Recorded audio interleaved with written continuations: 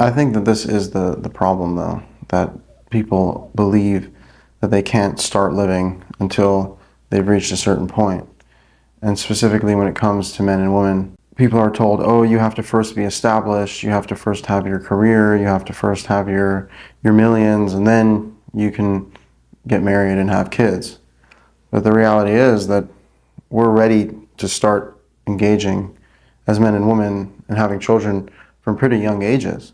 And so wouldn't it be better if we took on responsibility sooner and then grew together as a unit, a unit of male and female, masculine and feminine, as a family unit, developing truthfully and realistically with an understanding of life, and that way we can all grow together as opposed to everyone's on their own until we're fully formed and we now have a bunch of conflicting interests after all of that time passing.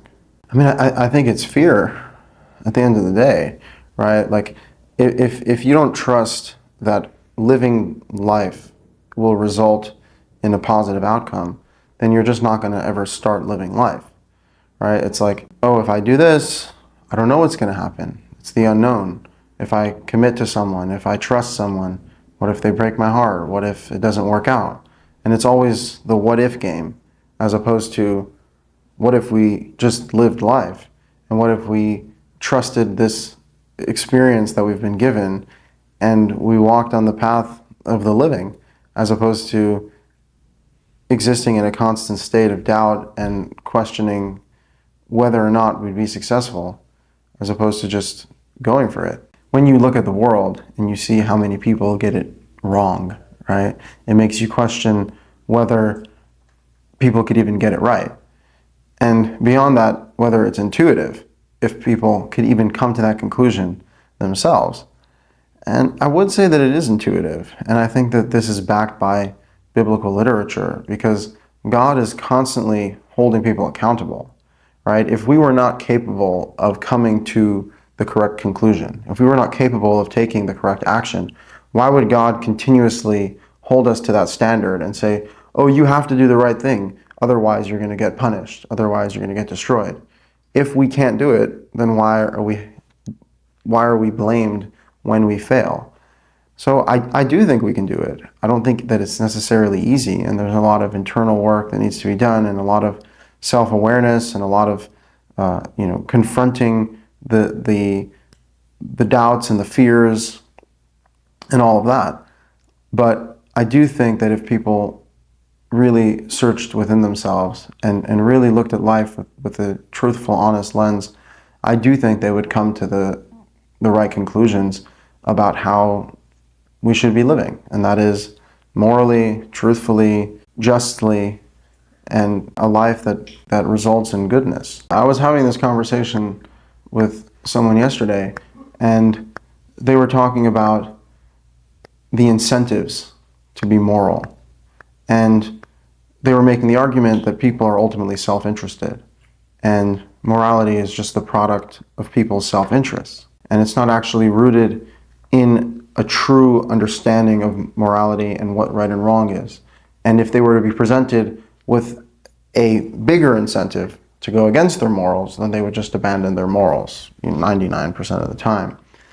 And I told him, A, you're right, that most people are not true to their morals, but that doesn't point to the lack of morality. It points to the lackings in human beings.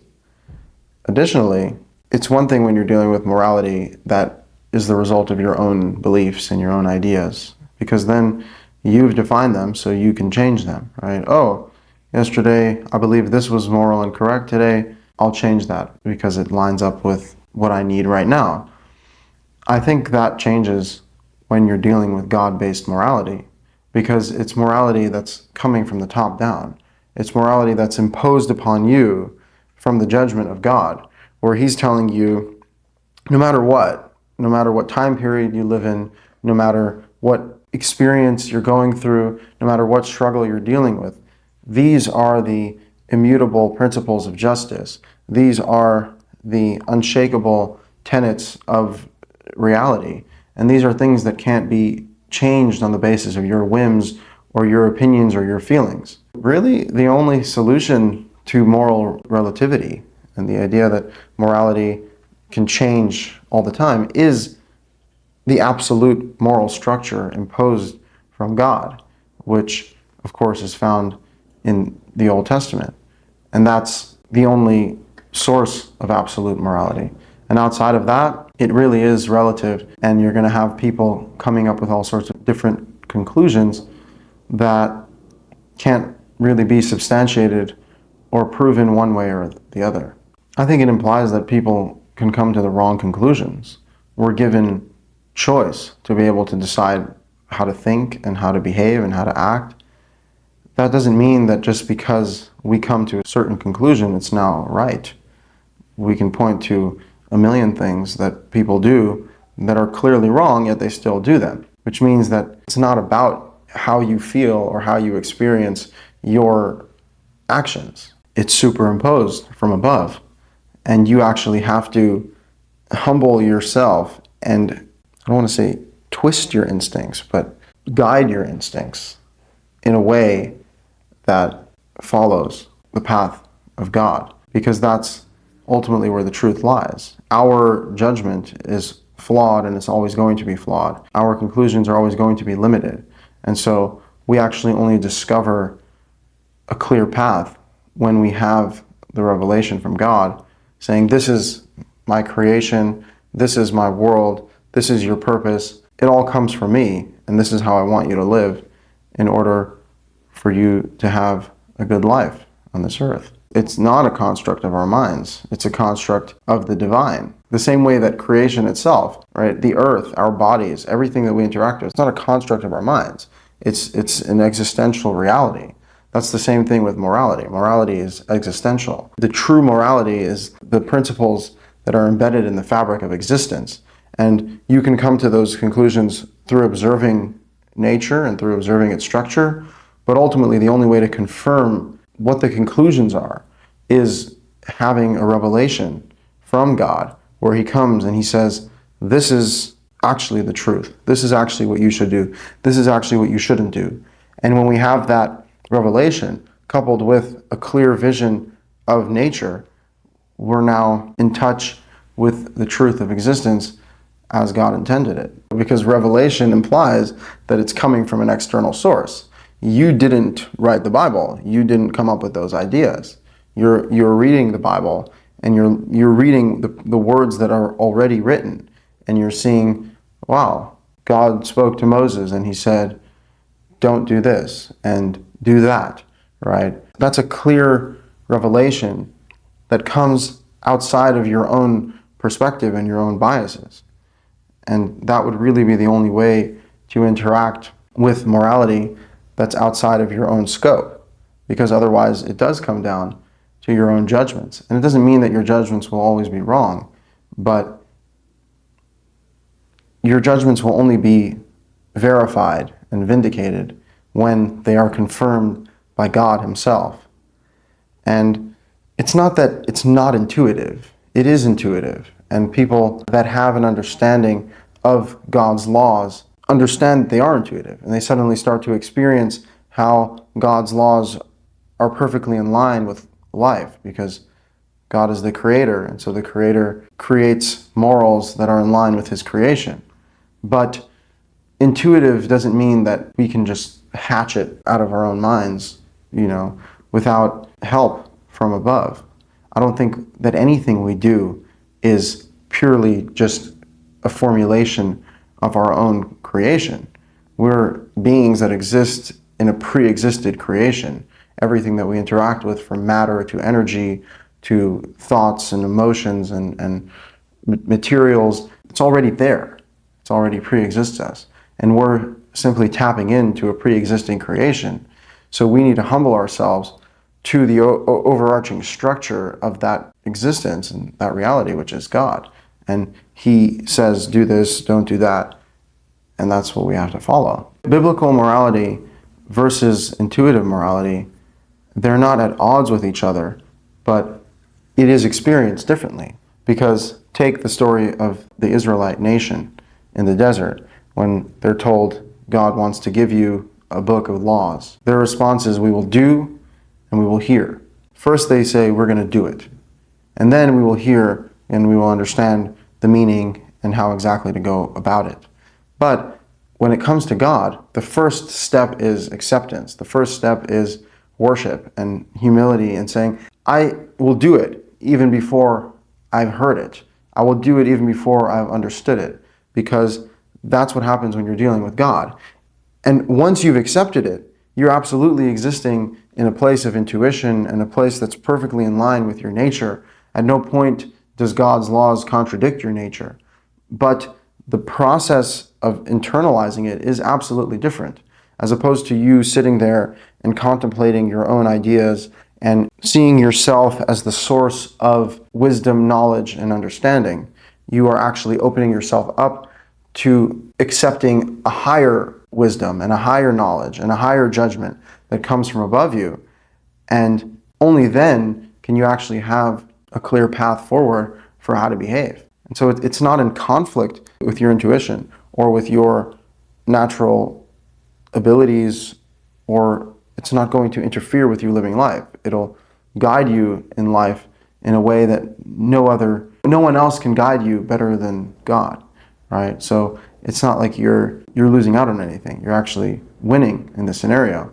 But the process is absolutely different. One is, I am the source, and the other one is, God is the source. And for anyone that has even just a little bit amount of common sense, they should recognize that we are not the source.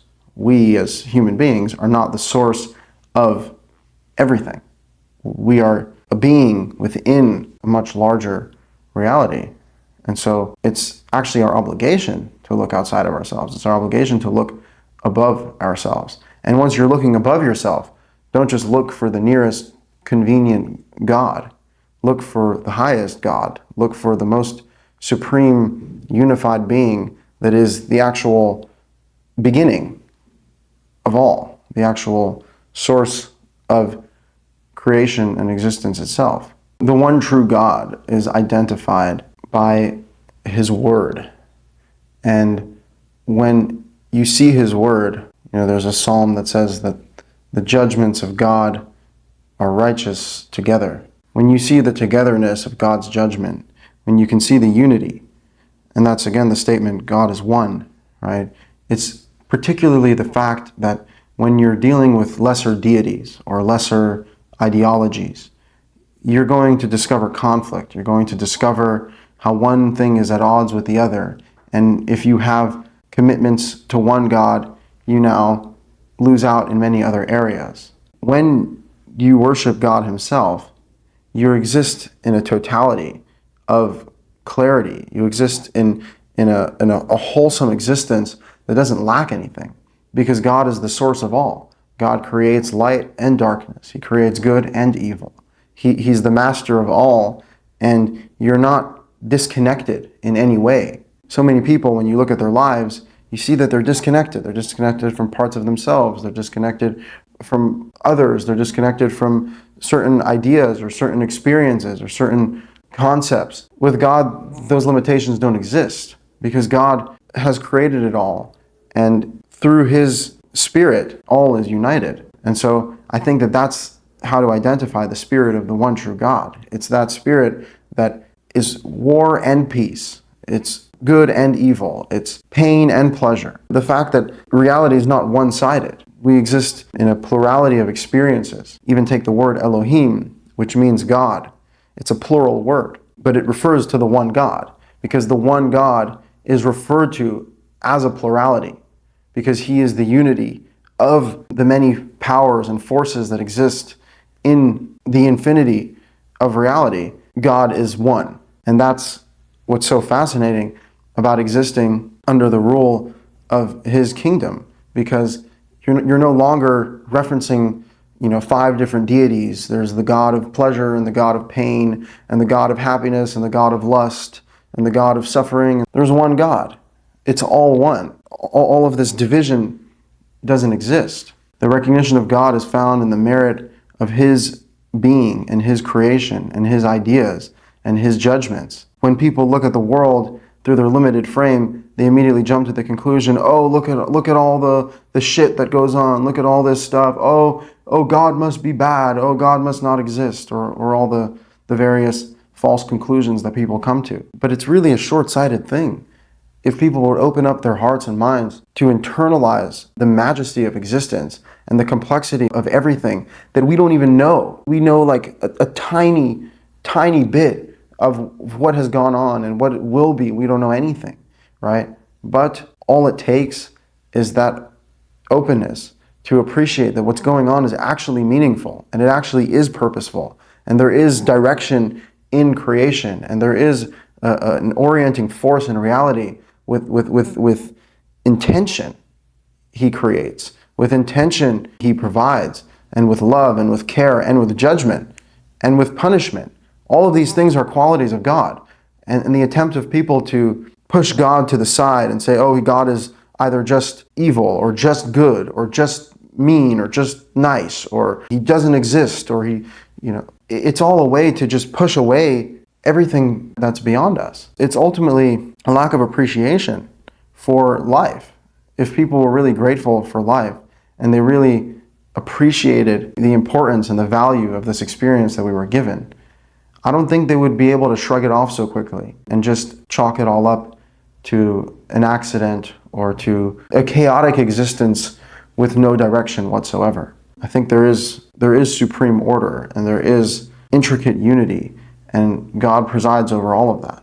Take the scientific route, right, or the Darwinian theory that everything is a random evolution with no real beginning and no real end and no real direction, and it's all just this continuum of nothingness. Essentially, there's no meaning, there's no direction, it's all nothingness. I think it's just a denial of reality. Like someone who believes that the world comes from nowhere and is going nowhere, and all of existence amounts to nothing, and it's all just a void of darkness. That's not a true understanding of reality. That's someone who's locked somewhere in a cell, and they're seeing a tiny vision of what reality actually is. Of course, there are the depths, and of course, there is darkness in reality. That's just a part, and within that, there's depth, of course. But to study existence and to conclude that it's meaningless, and to only see randomness in a creation that's so deliberate, I think is just a disingenuous conclusion to make. I can tell you that atheists view themselves as martyrs, and I myself had an atheist time period in my life, and it was full martyrdom, because you're like, no, like I'm just for the truth, and like I'm not gonna conclude that reality means anything because I look at the wall and I just see a wall, and I don't know shit about anything, right? And it's like it's a self-righteous pursuit where you actually think that you're somewhat honest by denying meaning to existence. But I don't think that that's at all accurate. I don't think that it reveals an understanding of reality. I think it reveals a deliberate attempt to shut yourself off from experiencing the glory, the abundance, the spirit. There's so much more that's not being acknowledged in that frame. And again, that's kind of where it comes back to, in the worship of God, you don't lack anything in your frame. In the worship of God, there is a full acknowledgement of darkness and pain and the existence of all of the negative things in reality. But it is that yin-yang that exists. It's the duality that there's not just one thing going on. Yet even though there's so much going on, somehow it all is unified under God. That would be our only hope. Our only hope would be to tap into that spirit, the spirit of the highest one, to unite the parts that seem so fragmented and seem so broken. How does that all come together? It only comes together under God. It is a perverse excitement. That's perverse. It's perverse for people to derive pleasure out of masochism, out of self-harm. And it's something that exists amongst people in general. They receive some sort of bizarre pleasure out of it, but it's really just a suppression of their true desires. Like, I don't think that anyone truly wants to believe that their existence amounts to nothing. I don't think anyone wants to believe that there is no God that cares about them. there's a strange sense of comfort in that because you've already shut off the possibility that anything's going to happen outside of your miniature framework of reality that you've constructed. But when you have faith in God, you actually have faith in a reality that's limitless. You have an understanding of an existence that's infinite. Well, what happens in a world of infinite possibility? A lot happens, right? And that's scary. It's a comfort thing at the end of the day, that people don't want to open themselves up to the obvious possibility that a lot more exists than they know. I think that's a wild thing to say, the lust for desolation. It's so awful. It's a testament to what a failure this life thing has become. That there's no, from the get-go, there's no chance. No one even thinks they stand a chance to get past their youth intact. No one thinks that they can afford to have a family, or that they can hope to have a community, or that they can have a relationship with their Creator, with God. It's like the furthest thing possible in people's minds. And why is that? Why would people be willing to settle for an existence that's so limited when nothing suggests that we should accept those limitations? I think that that's what it comes down to. So there's self-imposed limitations that we put on ourselves that create some feeling of comfort. But in reality, it's just hurting you because you're now closing yourself off to all the things that you really wish you could have, to all the dreams that you long to be fulfilled. You're now shutting yourself down. You're now denying your own existence as being something significant, something worthwhile, something worthy of attention and worthy of fulfillment. It's a devastating road of darkness ahead. That's like the great discovery of science, the black hole, the infinite void. That's like, that exists, like, where do you want to be? I think that's really the question. Clearly, all of these things exist, and I think we can choose where we want to live. We can choose whether we want to be in a pit of despair or on top of a mountain of accomplishment. It's a good question in general why people would want to harm themselves. There's not necessarily a good answer for that, and I think that's part of the point, is that people will engage in behaviors that are not really justifiable, but they'll do it because it gives them some sense of fulfillment. And at some point, when people envision the goal of goodness as being so far off and so unachievable, they'll settle for any form of fulfillment, even if it comes at their own detriment. Take the law in the Bible that says you're not allowed to cut yourself for mourning, and like, apparently that was a custom. People would literally like cut themselves, as a practice of mourning. And it says in the Bible, don't do that. And I think there's a lesson in that, because what we're being told is don't harm yourself in the process of your grievances. There's a lot that we can be mournful over, and there's a lot that we can be sad about, and we can express that pain. But to then go ahead and allow that to destroy you, to then go ahead and hurt yourself because of that doesn't help anyone. And why do people do it? There's a feeling of control there too. If you can cut yourself, right, then you're the one who inflicts the pain on yourself, and you're the one who decides when you'll feel good and when you'll feel bad. But it's all just an illusion. Anyone who's ever understood the workings of control understands that it's an illusion, that we have control over a life that we're born into and we're taken out of, and a plethora of things happen to us throughout our lifetime that are basically inexplicable to us, and we're just the recipients of an existence that we have to experience and make the best of. And so what is the correct reaction? Is the correct reaction trying to control the situation, trying to destroy the creation that's been given to us? Or is it, as God says in Genesis to Adam, he says, I'm going to put you in this garden to work it and to guard it, because that's our job. Our job is to maintain what's been given to us and to appreciate what's been given to us and to understand that life is a blessing.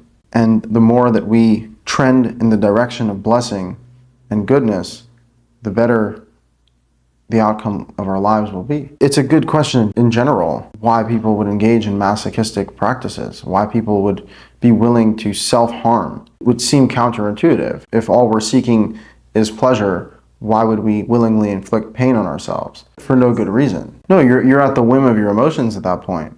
And emotion is a complicated web. And you may find painful things to be good or bad things to be positive. So that's why it's not recommended to follow after your own impulses all the time. Getting back to the revelation, there needs to be a revelation that comes to you that instructs you how to behave and how not to behave.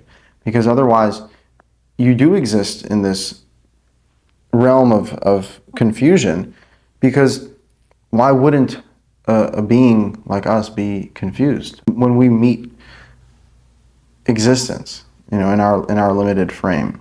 The denial of spirit is the denial of the animating force in you and in everything that is. Because it's one thing to take note of the material realm, which we're obviously experiencing, and ironically, some people even want to deny that this is real. They'll be like, well, maybe it's all a simulation and maybe you're not actually here. But yeah, we're here. We all know we're here. And so to take in the material realm is reasonable as your most immediate thing that you need to interact with. But upon further analysis, you will see that everything in the material realm is occupied by spirit. And in fact, take the body ceases to exist when the spirit's no longer in it. It ceases to be alive. Life itself is an animating spirit. It's a force that creates powerful connection to what's actually going on. It's one thing to just be here as like a lifeless zombie, and it's another thing to be here as a creature who's full of life. And take the story of Adam and Eve, right? God says, on the day you eat from the forbidden fruit, you will surely die. Well, on the day that they ate from the forbidden fruit, they didn't die. But it's entirely possible that the death that God is referring to is the spiritual death. Because on that day, their spirit died.